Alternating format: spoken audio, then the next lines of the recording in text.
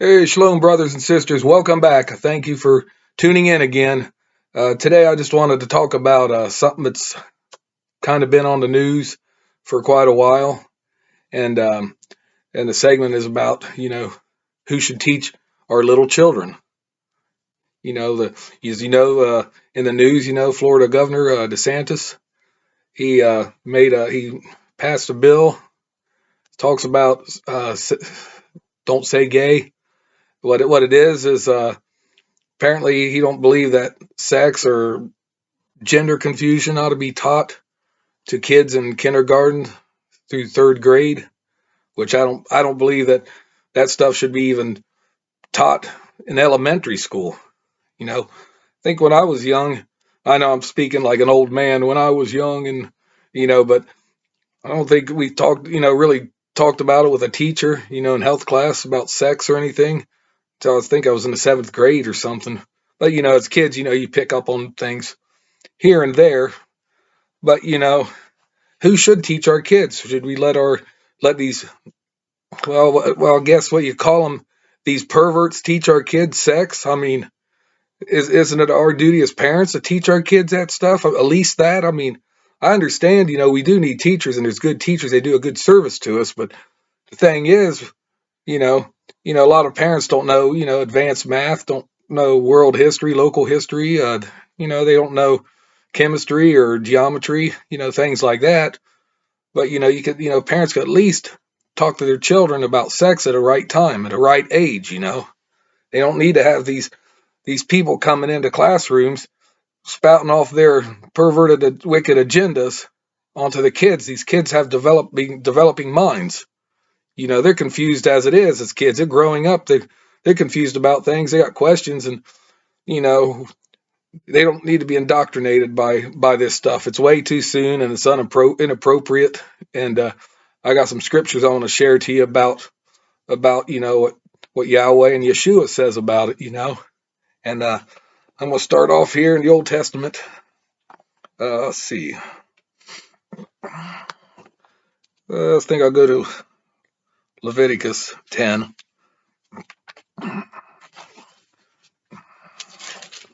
Leviticus chapter 10, verse 11.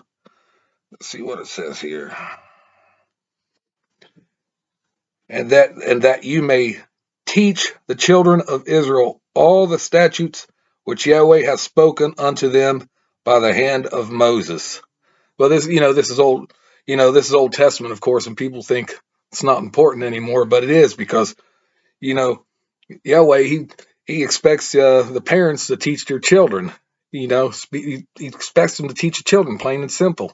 It's the duty of the parent, and in this fashion right here. And then we go.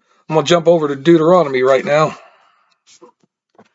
Deuteronomy. I'll go to chapter 4, 9 through 10. Only take heed to thyself and keep thy soul diligently, lest thou forget the things which thine eyes have seen, and lest they depart from the heart all the days of thy life, but teach them thy sons and thy sons' sons. Especially the day that thou stoodest before Yahweh thy Elohim in Horeb, when Yahweh said unto me, Gather me the people together, and I will make them hear my words, that they may learn to fear me all the days that they shall live upon the earth, and that they may teach their children. So he's sitting there explaining, you got to teach your children. It's another thing. It's Deuteronomy though, but it's the same thing. I'm going to skip over to chapter 11, and 19 to 21. Go to verses 19 to 21. And you shall teach them your children, speaking of them when thou sittest in thy house, and when thou walkest by the way, when thou liest down, and when they rise up.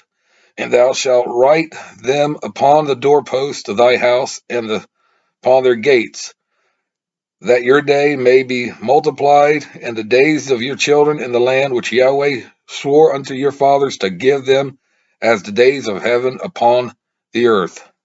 So they, this is clear speech. Nobody could sugarcoat this or distort the meaning behind it. This is what it says, plain and simple. Yeah, let's see. Should go back to Deuteronomy 6 verse 7. Deuteronomy 6:7.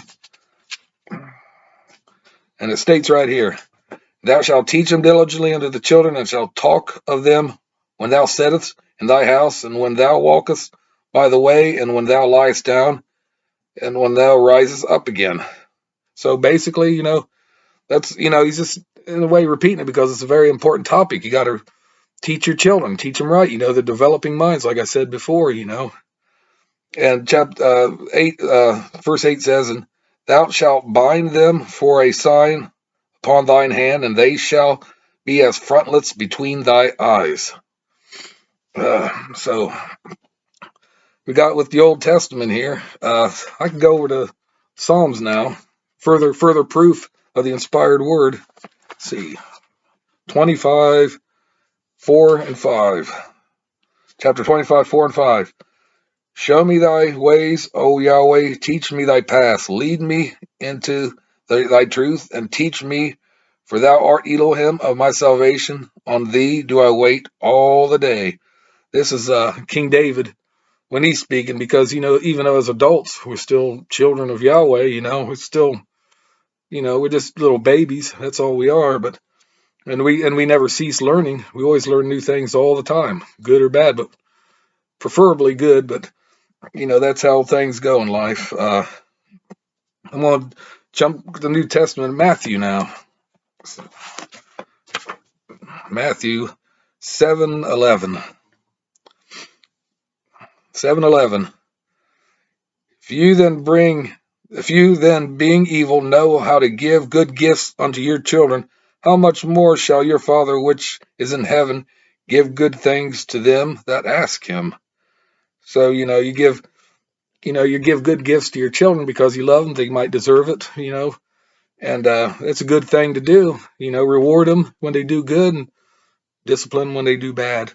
But it's just a good thing to, we shouldn't, the devil, Satan himself, is the one who's orchestrating this. If he gets to the minds of children and pollute them, they basically have no hope, And also you got these wicked parents, who role models. What they're doing is basically, and these teachers in the classroom teaching their liberal ways. And what they're doing is, it should be illegal because they're grooming these little children to be little, grow up to be perverts like them. And it's not right. Children are innocent until the age of accountability, that is, but it's just totally nonsense. I'm going to go to Matthew 19. See, Matthew 19, 14 to 15. 14 to 15. But Yeshua said, allow little children and forbid them not to come unto me, for of such is the kingdom of heaven. And he laid his hands on them and departed. When he laid his hands on them, he blessed them. He blessed them, and they are such of the kingdom of heaven. That's the attitude, the innocence, the beauty and the innocence of it. And the childlike innocence of the children, But it's just, it's just kind of hard to fathom how bad this world's become, at least this country. 50 years ago, stuff like this wouldn't even be thought of. And it's scary is another 20 years from now, they're going to say it's perfectly legal for an adult to molest a child, basically. And don't think that can't happen because, these wicked and evil deviants, you don't underestimate what they can do, And we got to protect our children and teach them right. It's our duty to teach them. It's school's duty to teach them, the basics of math, history, English, science, health, stuff like that, But when it comes to the personal things, the beliefs or the other things, that's up to the parents. They've got a duty to do it. I'm going to conclude this with Matthew chapter 2.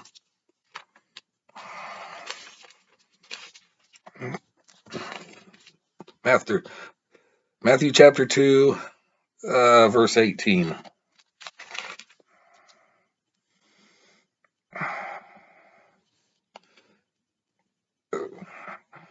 In Ramah was there a voice heard, lamentation and weeping and great mourning, Rachel weeping for her children, and would not be comforted, because they are not.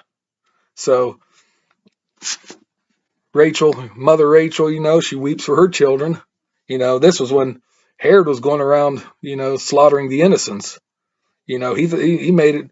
He was the king over Judea, and he went around looking to eliminate the possibility of the King of Kings, who was roughly, 2 years old and younger.